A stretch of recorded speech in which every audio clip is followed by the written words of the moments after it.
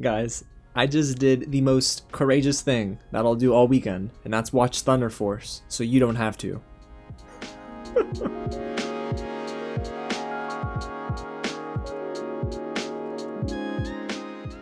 What's going on, you guys? James here with another real review, and today we're diving into the Netflix original superhero comedy Thunder Force, starring Melissa McCarthy and Octavia Spencer, directed by Melissa McCarthy's husband, Ben Falcone. And, well, it's definitely a film. Now, before I go on, a huge thank you to Netflix for giving me the chance to screen this early for review. Now, if you don't know much about this movie, if you haven't seen a trailer, you are blessed. But if you have, and maybe you wanted to know a little bit more about the film, well, I'm not going to spoil anything, but I will tell you what I liked and what I didn't like about this movie. So let's get into the story just a little bit if you're unfamiliar with Thunder Force. Supervillains named Miscreants are terrorizing Chicago, and now it's up to two childhood best friends to reunite and unexpectedly gain superpowers in order to save the day. Yep. The supervillains are called Miscreants. Alright guys, well we're about to get started with what I didn't like and what I did like. But if you haven't already, go ahead and hit the big red button below, subscribe to the channel, and tap on the bell so you don't miss out on earlier reviews just like this. And guys, smash that like button and get loud in the comments. If you decide to also be courageous and watch this film, let me know what you think of it. I want to have a conversation about this. I can't believe I'm asking to have a conversation about this film in the comments, but I want to know what you think of it when you see it. Alrighty guys, so let's get started with what works with Thunder Force. Alrighty guys, so let's move on from what I liked about the film to what doesn't work in this movie. And this film flat out does not work. It is a failure across the board, guys. Technically speaking, in the writing department and the direction, I don't understand how Ben Falcone continues to do it, but he assembles actors and actresses that we like, that I enjoy, that I have seen in great films before, and somehow can never use them properly. Thunder Force is neither funny nor inspiring, and yes, the trailer did not make me confident that Melissa McCarthy and Ben Falcone could deliver a fun movie, but the final product here is even worse than I expected. None of the humor in this comedy worked for me, and guys, I struggled to even chuckle or laugh. I could not even stay awake in some scenes. I had to slap myself in the face, rewind 10 seconds, and figure out what I missed. And trust me, I didn't miss much. This almost feels like a film that would have been better if it recognized it was bad and didn't try to actually be a nearly 2-hour movie. So as you guys know, and you've probably seen my review on this already, if you haven't, you should find it.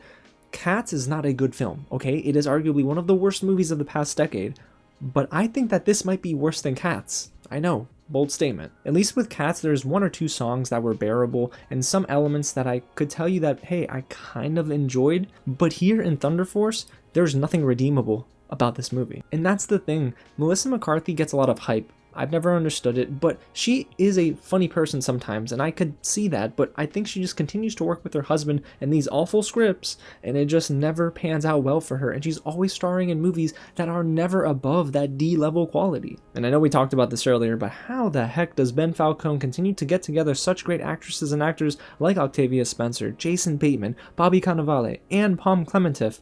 Yes, Pom Klementieff from Guardians of the Galaxy, and Jason Bateman from Ozark, and Bobby Cannavale from pretty much everything else that he's been in that is really good other than this film. And it's just so disappointing to see them waste their talents on screen. Octavia Spencer herself really does deserve better, and I feel like she should have been spared from this movie. She doesn't even seem committed to the bit half of the time, and I can't blame her because the dialogue that they give her is, well, really rough, and it's just completely unfunny. Again, this is unnatural dialogue, and Octavia Spencer is an amazing actress, we know this.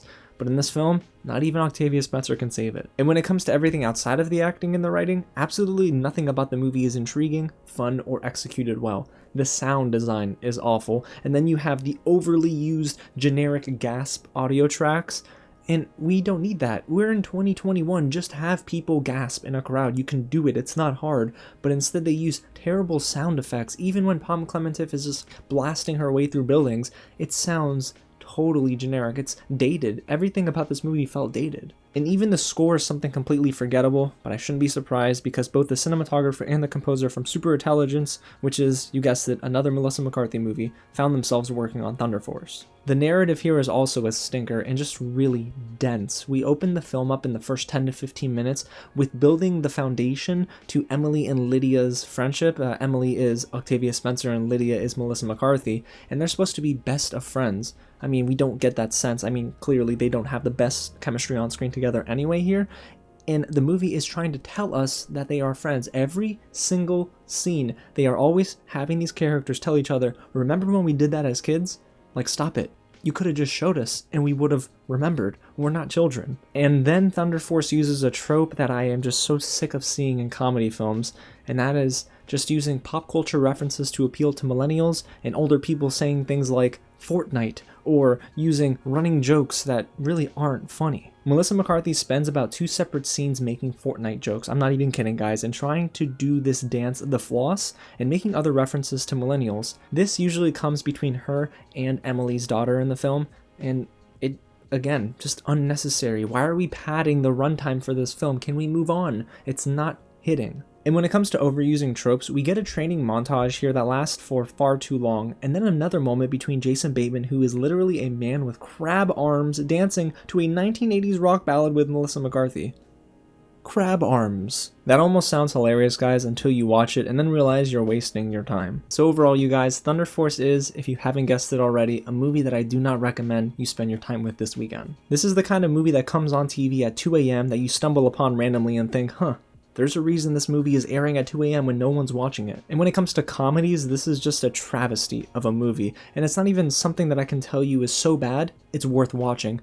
I wouldn't even laugh if I watched this with my friends, because it's just not worth it. This is dreadful writing, dreadful direction, and the acting leaves a lot to be desired. Thunder Force really is a half-star experience and something you're better off just skipping altogether this weekend. And guys, I don't want you to get it twisted. I have nothing against Melissa McCarthy. She continues to get work in Hollywood, and honestly, go ahead girl, I respect the hustle, but I do not think her brand of comedy works for me at all, and her recent run of films, they've just been strikeouts. I mean, you can add this to the shelf right alongside Tammy, Life of the Party, The Boss, and so many more. So there you have it, you guys. That's my real review of Thunder Force, a movie that again debuts this weekend on Netflix. So if you do decide to give it a shot, I want to know what you have to say down below in the comments. Sound off about my review. I usually do not get negative on the channel, but hey, I gotta be honest, guys. This is a movie that is, well, it's quite the experience. And guys, if you haven't already, go ahead and hit the big red button below and subscribe to the channel and tap on that bell so you don't miss out on further reviews just like this. And hey, smash that like button if you want to see me get more honest more often. Actually, wait, no, don't do that. That's bad. I can't open up that can of worms. Alrighty guys, again, thank you so much for watching, and I'll catch you at the next screening.